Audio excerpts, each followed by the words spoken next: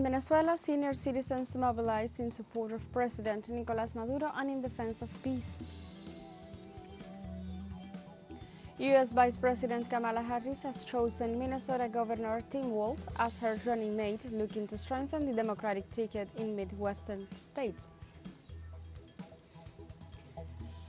And the leader of the Lebanese resistance movement Hezbollah, Hassan Nasrallah, called on the fronts supporting the Gaza Strip to keep up the fight against the Israeli occupation forces.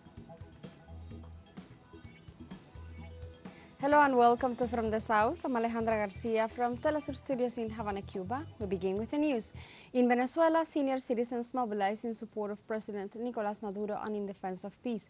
On Tuesday, senior citizens mobilized in the city of Caracas to defend the victory and re-election of Nicolás Maduro as president and in defense of sovereignty and peace.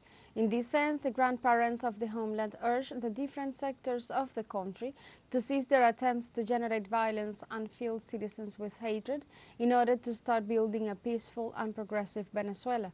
They also thank President Maduro for following Chavez's project, which offers so much hope to the people.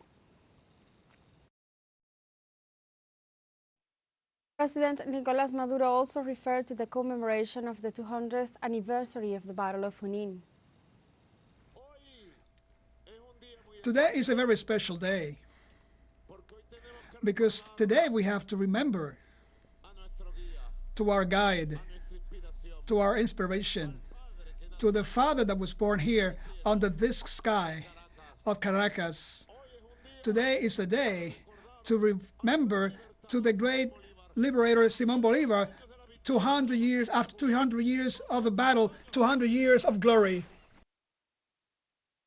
In Venezuela, the Supreme Court of Justice reiterated the summons to former presidential candidates of the elections held on July 28th. The President of the Supreme Court of Justice, Carislia Rodriguez, emphasized that all the summoned persons have been notified. At the same time, she reminded the date and time when each candidate must appear before the court in order to file all the electoral instruments of legal relevance that are in the possession of the political parties. Moreover, Rodriguez reiterated the importance of the attendance of all former candidates, while pointing out that failure to do so would entail the consequences set forth in the legal system in force.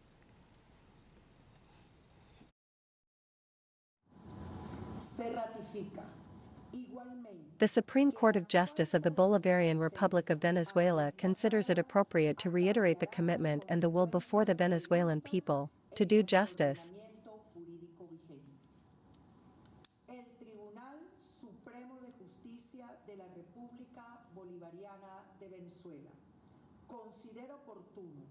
Therefore, nothing will stop us, in our holy mission, be published, registered, and communicated, and comply with what has been ordered.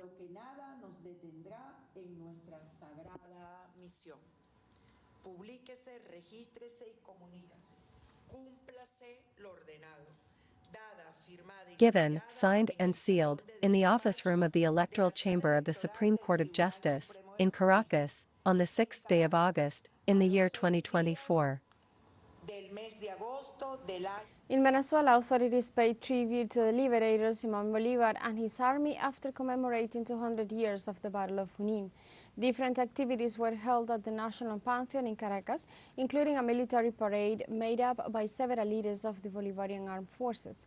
Venezuelan Vice President Delcy Rodriguez pointed out that this battle was the end of the power of the Spanish Empire in the lands of South America, thanks to the struggle of Bolívar's army that always called for the union of the peoples.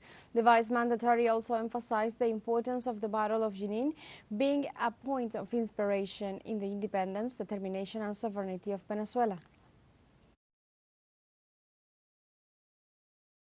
Hemos venido en nombre del presidente Nicolás Maduro muy emocionados. We have come on behalf of President Nicolás Maduro. We are very excited for this bicentenary of the glories at Junin, which would mark already practically the end of the Southern campaign to liberate South America from the Spanish colonialist power. 4 months later, Ayacucho, and we would definitively seal the independence of our great homeland. With those glories, Venezuela has been growing as a nation.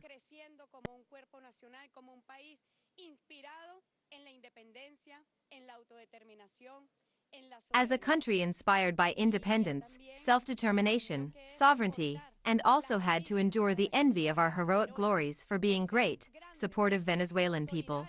Their people crossed the border our liberating army to bring freedom to other countries with a very clear message of what it means, the union of our peoples.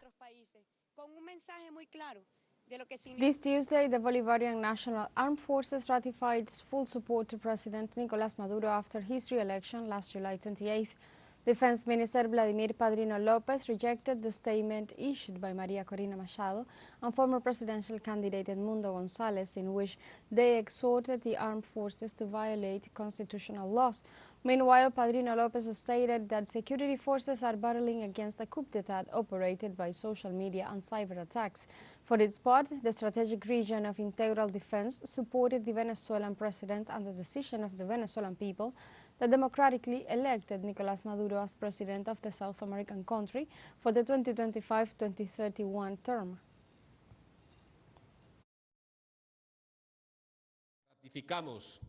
We reaffirm our absolute loyalty to citizen Nicolás Maduro Moros, constitutional president of the Bolivarian Republic of Venezuela, commander-in-chief of the Bolivarian National Armed Force, who has been legitimately re-elected by the people for the next presidential term of 2025 to 2031. The defense minister condemned the destabilizing attempts of the so-called comanditos led by María Corina Machado. But now they are trying to tarnish the electoral process by means of the well-known script of violence, this time resorting to the ill-named comanditos, which are really fourth-generation criminal gangs, with which they have established alliances, in order to control the political power that they were unable to achieve with the votes. It is important to clarify that their government plan is highly neo-colonialist. Likewise, Padrino Lopez warned that the far right continues with its plan to create a deceptive argument of an alleged electoral victory in order to carry on manipulating a sector of the population. Meanwhile, this fascist current continues trying to position the thesis of an electoral victory, that they wanted to build on the basis of fake polls and an orchestrated media campaign, to create fictitious expectations in a single sector of the population, that they intend to continue deceiving and manipulating. Let's take a short break, but remember you can join us on TikTok at teleSUR English, where you will find news in different formats, news updates and more. We'll be right back, stay with us.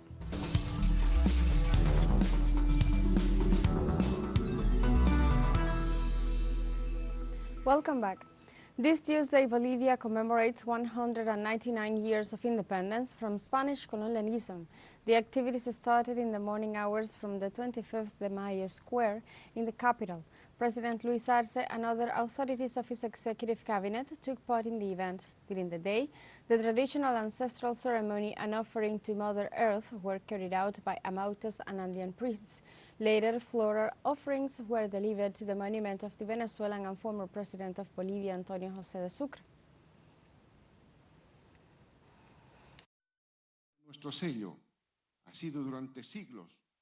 Our hallmark has been for centuries to dream, resist, fight and win again and again, so we reached our 199 years of independence, a country and a people that proudly assumes its plurinational character and that despite all the difficulties is walking towards full economic independence and political sovereignty. On Monday, in Argentina, the congressional lawmaker Ayelen Espósito rejected a bill proposed by Javier Milei's government that would lower the age of criminality. In this sense, the Argentine lawmaker declared unconstitutional the measure of the Milei government to lower from 16 to 13 years of age to accuse a minor of a crime, which allegedly seeks to fight the crime rate in the country. On the other hand, she pointed out that this is a regressive measure since it contradicts the international norms ratified by her nation in the defense of minors and teenagers.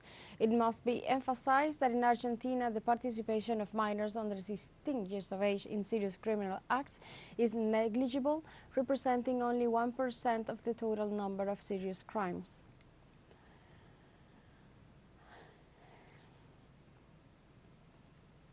In this sense, the Argentine Chamber of Deputies debates on Tuesday the bill promoted by the government of Javier Milei that seeks to lower the age of criminal responsibility from 16 to 13 and the creation of a youth criminal regime. According to local media, the second meeting will have the participation of criminal legislation, justice, budget, finance, family, children and youth to study this proposal, which has divided all the political parties of the Congress.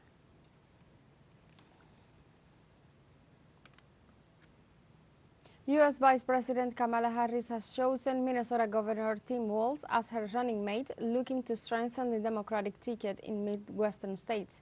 60-year-old Tim Walz is a former teacher currently serving his second term as a governor of Minnesota and chairman of the Democratic Governors Association.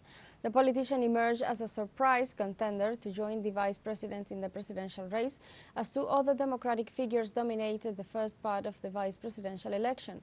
Kamala Harris is expected to introduce Walz at a rally Tuesday evening in Philadelphia.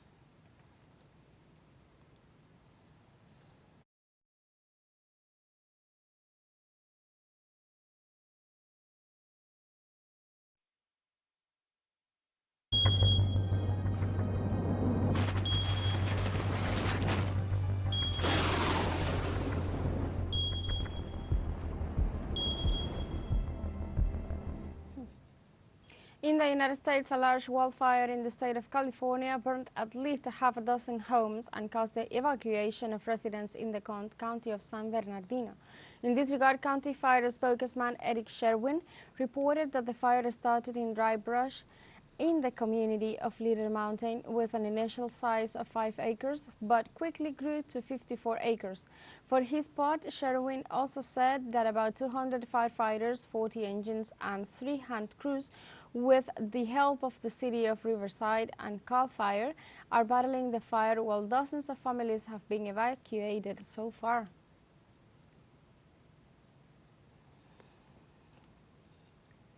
In the United States, the passage of Tropical Storm Debby caused the death of at least 5 people in southern states.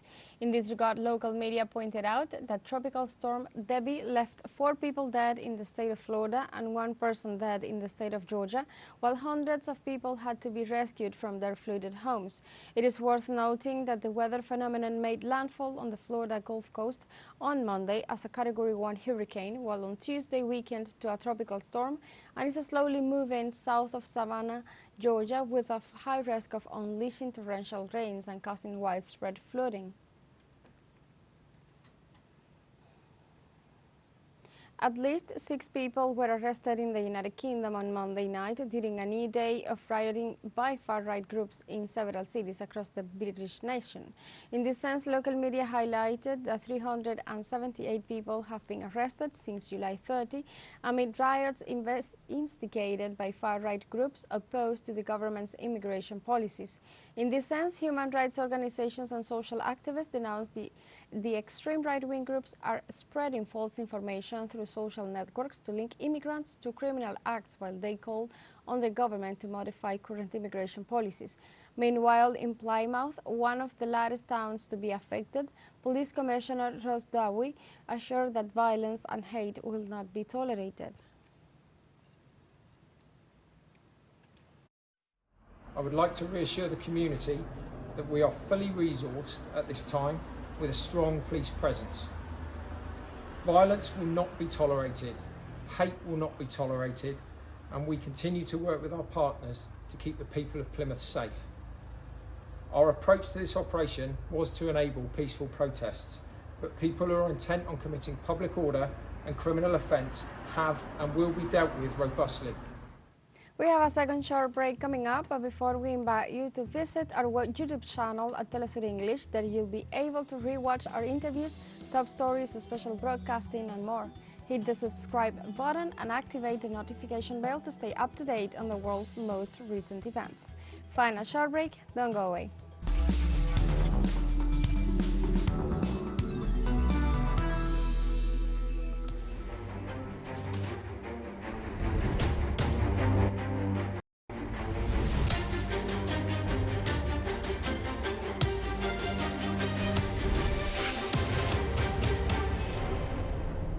Welcome back to From the South. The leader of the Lebanese resistance movement Hezbollah, Hassan Nasrallah, called on fronts of supporting the Gaza Strip to keep up to the fight against the Israeli occupation forces. During a ceremony honoring the murdered martyred commander Fuad Shukur in Beirut, the Hezbollah leader stressed that the offensive is not with fear despite its losses against Israel.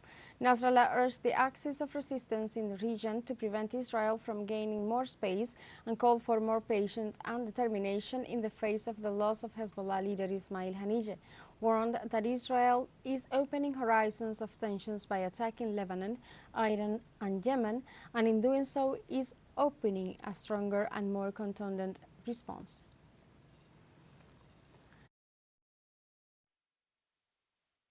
Israel is under pressure in expectation of retaliation by the resistance, but that expectation is part of the battle and punishment. Our response will come, God willing, and the retaliation will be from the Lebanese fighting group or as part of a comprehensive response from the axis of resistance.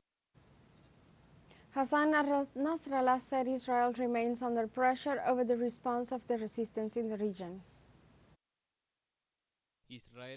Israel today is under pressure to respond, and the current state of standby is part of the battle.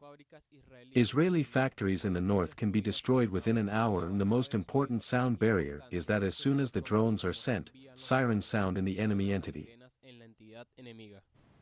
Palestinian fighters faced an attempted incursion by the Zionist occupiers' army into the eastern parts of the city of Khan Yunis, south of the Gaza Strip.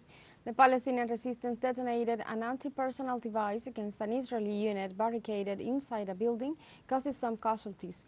During the assault, the military wing of Hamas, the Al-Qassam brigades, faced a force of 9 infantry soldiers and caused several dead and wounded, only a few tens of meters from the Palestinian territories occupied in 1948, where they are also stationed. Also in Rafah, the resistance movement confirmed the fall of several regime troops. On Tuesday, Egyptian Foreign Minister Badr Abdelati met with his Lebanese counterpart Abdallah Abou Habib amid regional tensions. In this regard, representatives of both nations stressed that they are working to ensure that the current scenario in the Middle East does not lead to an all-out war. Tensions spiked last week when Iran and its allies vowed to answer for the Israeli assassinations of top Hezbollah military commander Fuad Shukur and Hamas political leader Ismail Haniyeh. On the other hand, it should be noted that the Israeli occupation army has caused the death of at least 555 Lebanese as a result of cross-border violence since October.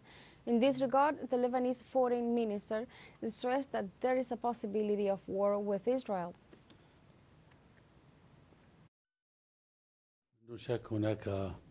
Undoubtedly, there is a problem between us and Israel. There is a possibility of war between us and Israel. It is a possibility we can't deny. Hence, countries are free to advise their citizens to leave Lebanon. We discussed Egypt's continuous mediation efforts to reach a deal to release the hostages and prisoners and stop the war on Gaza. We are coordinating with Qatar, U.S., and our Arab and international partners to reach a truce, which will lead to a complete and immediate ceasefire. We have come to the end of this news brief, but you can find these and many other stories on our website at telesurenglish.net and join us on social media, Facebook, X, Instagram, Telegram, and TikTok. For Telesur English, I'm Alejandra Garcia. Thank you for watching.